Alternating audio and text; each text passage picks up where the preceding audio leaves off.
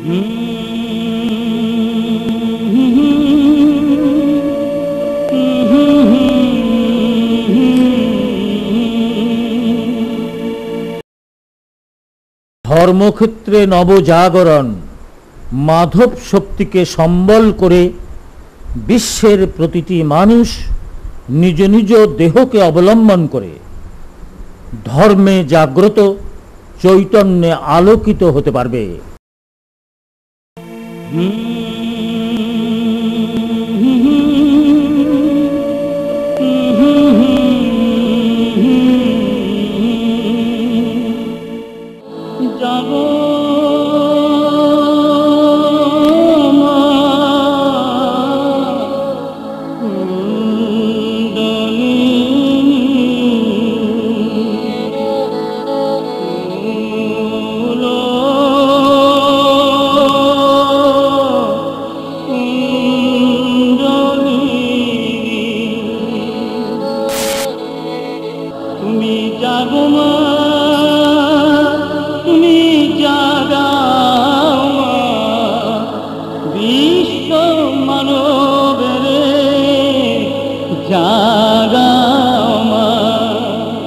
কোটি কোটি মানবের জাগাও মা, তুমি জাগো মা,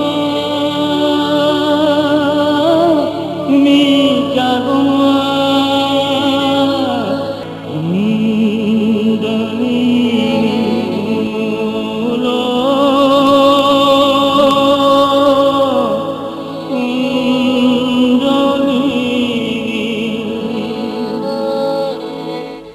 গুরু আমার শ্রী মাধব স্বয়ং সম্পন্ন অবতারী, মা আমার গঙ্গা মা মহাশক্তি ধরায় অবতীর্ণা। বিশ্বপাত্রে ধর্মক্ষেত্রে ভারতভূমিকে বলা হয় সহস্রার। দেখা যায় ভারতভূমিতে ধর্ম নিয়ে যত চর্চা হয়, মন্দির মসজিদ গির্জা মঠাদি এত এত গড়ে উঠেছে, বিভিন্ন সময়ে অবতারকল্প পুরুষ এত এত আবির্ভূত হয়েছে যে বিশ্বের অন্য কোনো ভূমিতে এর নজির পাওয়া যায় না। আগামী রথ দ্বিতীয়া তিথিতে 7ই জুলাই 2005 মাধব নির্দেশিত বাদু শক্তি কেন্দ্রে আমরা মাধব নিলয় উদ্বোধন করতে চলেছি। সেখানে সকলকে আমরা আমন্ত্রণ জানাচ্ছি।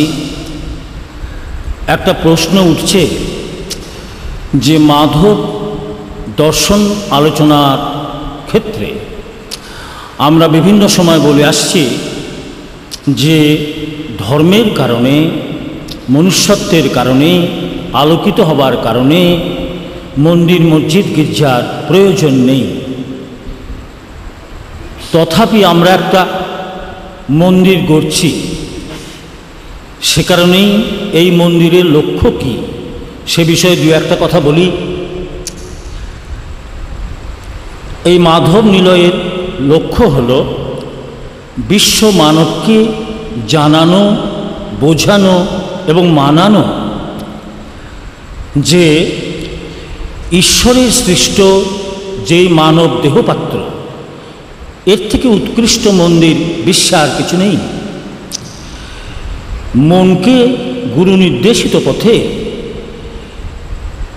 এই দেহপাত্রে যদি সংশোধন করা যায়, তাহলেই মানুষ তার মনকে দিয়ে সত্যের মান ধরাতে পারে। মন যদি সত্যের মান ধরতে পারে, তাহলেই মানুষের ধর্ম মনুষ্যত্ব সে জাগ্রত হতে পারে। জাগ্রত মনুষ্যত্ব সত্যের অভেদ সত্তা। সুতরাং এই দেহপাত্রে গুরু নির্দেশিত পথে সংশোধিত হয়ে মনুষ্যত্বের মাধ্যমে আলোকিত হওয়া সম্ভব। এইটা প্রামাণ্য করবার জন্যই বাদুতে আমাদের এই মাধব নিলয়ের প্রতিষ্ঠা এবং উদ্বোধন। মন্দির মসজিদ গির্জা মঠাদিতে প্রার্থনার কারণ লুকিয়ে আছে, আর বাদুর এই নিলয়ে আলোকিত হবার যে শক্তি সেটা লুকিয়ে আছে। আমি যে বক্তব্যটা রাখলাম সেটা মধ্যে সত্য আছে কি না সেটা জানতে হলে আপনাদের এগিয়ে আসতে হবে। সকলকে আমি আগাম আমন্ত্রণ জানিয়ে রাখছি, আপনারা আসুন, দেখুন এবং আমার বক্তব্যের সততা যাচাই করুন, তাহলেই আমাদের এই উদ্যম সার্থক হবে। ধন্যবাদ, নমস্কার।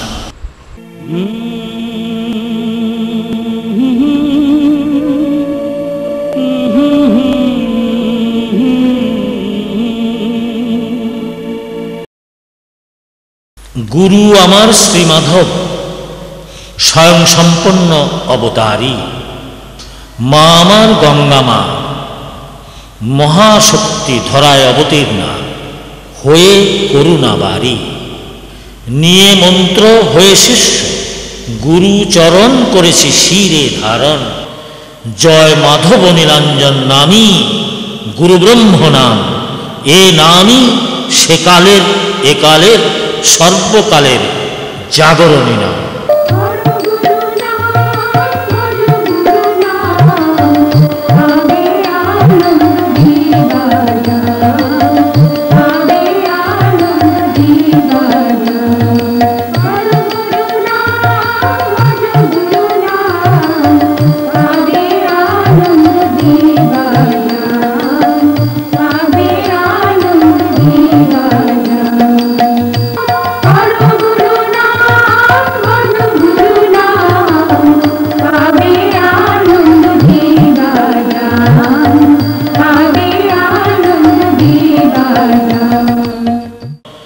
জয় মাধব নীলাঞ্জন নামী গুরু ব্রহ্ম নাম।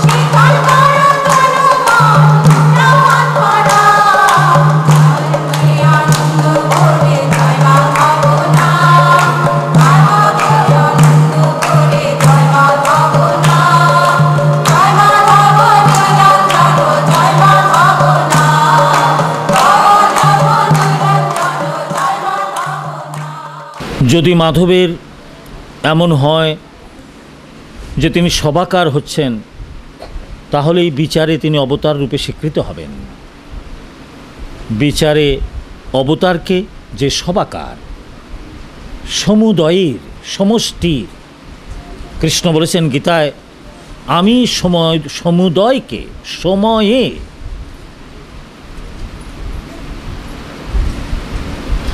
আমার আশ্রয়ে নিয়ে আসতে পারি, আর কেউ পারবে না। কেমন না? এখানে কোন কৃষ্ণ বলছে?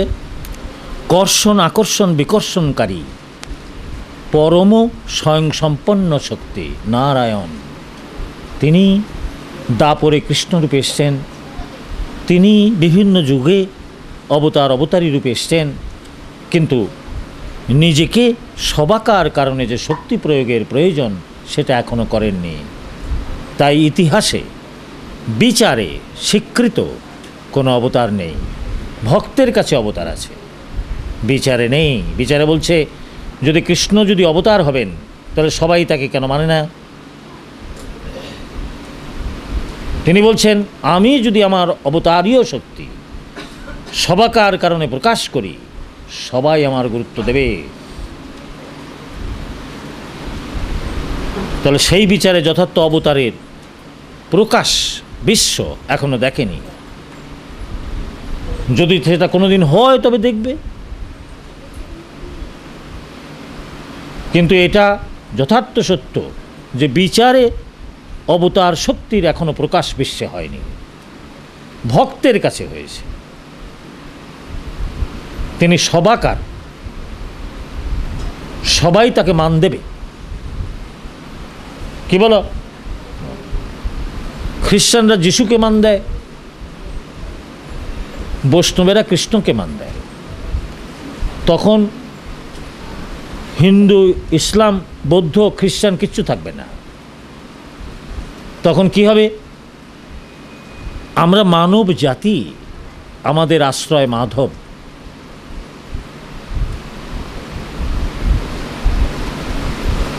তখন বলতে পারবা যে হ্যাঁ, অবতারের প্রকাশ হয়েছে। আমরা মানব জাতি, আমাদের ধর্ম একটাই, মনুষ্যত্ব। আমাদের আচরণ একটাই, মানবতা। আর আমাদের আরাধ্য একজনই, গুরু মাধব। এদিনের নাম, একালের নাম, এ যুগের নাম, সর্বযুগের নাম, সত্য ত্রেতা দাপরের নাম, এ নাম কলির নাম। মাধব হলেন গুরু, কৃষ্ণ। এই কৃষ্ণ দাপরের কৃষ্ণ নয়, পরম পুরুষ, পরম গুরু, আকর্ষণ, কর্ষণ, বিকর্ষণকারী শক্তি, নিষ্ক্রিয়। তাকে ক্রিয়ায় আনে কে? কৃষ্ণ চৈতন্য। একটা হলো কৃষ্ণ, একটা হলো কৃষ্ণ চৈতন্য। এই জন্য মাধব নীলাঞ্জন। জয় মাধব নীলাঞ্জন নামই গুরু ব্রহ্ম নাম। এ নামই সেকালের, একালের, সর্বকালের জাগরণী নাম।